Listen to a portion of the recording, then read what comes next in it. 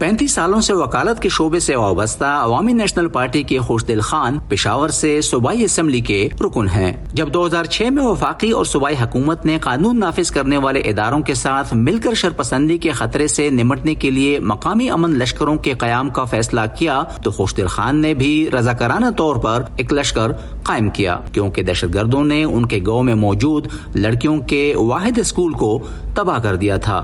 ہم اپنا ڈیفنس کرتے تھے، ہم اپنے علاقے کے، اپنے بچوں کے، اپنے خواتین کے، اپنے بڑوں کی حفاظت پر مامور تھے. ہمارا یہ نہیں تھا، ہم مطلب اوفینسو نہیں تھے، ہم اپنا ڈیفنس کرتے تھے کہ لوگ جب بھی حملہ کرتے تو ہم اس کے مقابلے میں اپنے ڈیفنس کریں گے، ہم اس کو نہیں چھوڑیں گے، پشاور کو مطلب آنے نہیں دیں گے، کوارٹ کے روڈ سے مطلب جانے نہیں دیں گے. بس ہمارا یہ ہم شام سے لے کر صبح تک یہ چوکیداریاں کرتے تھے، اسکولوں کی، لڑکیوں کی اسکولوں کی. پشاور کے نواحی علاقے بڈبیر سے تعلق رکھنے والے خوشدل خان کا لشکر 300 سے زائد افراد پر مشتمل تھا. قیام امن سے متعلق اس کوشش میں نہ صرف ان کے خاندان بلکہ بذات خود ان پر بھی حملے ہوئے.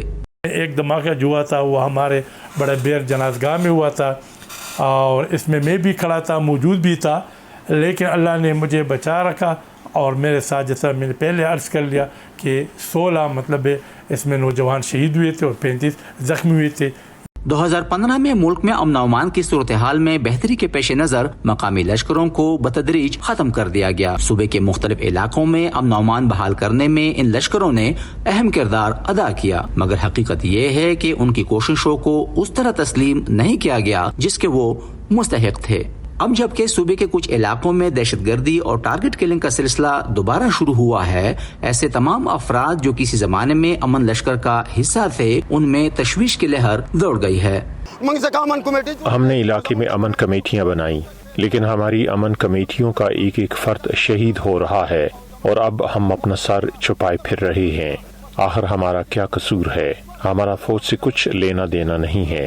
ہم نے اپنے علاقے کے امن و امان کی خاطر VDC ولیج ڈیفنس کونسل بنے تھے، لیکن ان کی طرف سے VDC کا مطلب ویریفائڈ ڈیتھ سرٹیفکیٹ ہے، لیکن حکومت کا کہنا ہے کہ سب کچھ ٹھیک ہے. صوبائی وزیر شوکت یوسفزئی کہتے ہیں کہ اس وقت دہشت گرد گروہ آسان اہداف کی تلاش میں ہے، مگر حکومت عوام کے تحفظ کو یقینی بنانے کے لیے بھرپور کوششیں کر رہی ہے. دیکھیں، یہ ہوتا ہے سافٹ ٹارگٹ اچیو کرنا. وہ لوگ جو چاہتے ہیں کہ جی بالکل حالات دوبارہ اس نئے استر پہنچ جائیں، وہ نہیں لا سکتے. سافٹ ٹارگٹ کا مقصد یہ ہوتا ہے کہ آپ اپنی پریزنس شو کریں کہ جی ہم یہاں پہ موجود ہیں، اس سے زیادہ کچھ نہیں. اور وہ بھی جو ہے ان کے خلاف بھی ایکشن شروع ہو چکا ہے.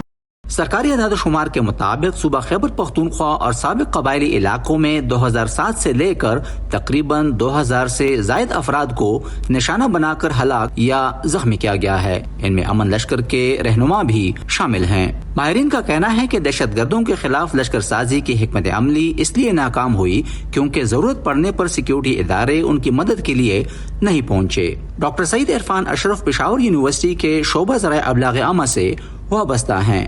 وہ دہشت گردی سے نمٹنے کے لیے لشکر سازی کی حکمت عملی پر نکتہ چینی کرتے آئے ہیں. دہشت گردی کو ڈیفیٹ کرنا اسٹیٹ کا کام ہے. عسکری قوتوں کو ڈیفیٹ کرنا پاکستان کی عسکری قیادت کی ذمہ داری ہے. اور عسکری قیادت جب ہم کہتے ہیں تو یہ ایک لیول پہ نہیں ہے، نہ صرف پاکستان کی فوج نہیں ہے، یہ یہاں پر 8 لاکھ کے قریب پاکستان کی فوج کے ساتھ ساتھ پیراملٹری ٹروپس ہیں ہمارے، اس کے ساتھ ساتھ پولیس ہے ہماری. کتنی ہزاروں بھرتیاں جو ہے نا آپ دیکھیں سوات سے لے کر وزیرستان تک ہو چکی ہیں. تو پھر ان کی موجودگی میں خاصہ دار فوج کی فورسز کی موجودگی میں لوگوں کا کیا ذمہ داری ہے کہ وہ ہتھیار اٹھائیں طالبان کے خلاف. ادھر خوشدل خان کا کہنا ہے کہ وہ ابھی پہلے جیسا ارادہ اور عزم رکھتے ہیں اور حالات کی خرابی کی صورت میں وہ دوبارہ سے دہشت گردوں کے خلاف مسلح لشکر بنانے میں کوئی ہچکچاہٹ محسوس نہیں کریں گے. نظرالاسلام، وائس آف امریکہ، پشاور.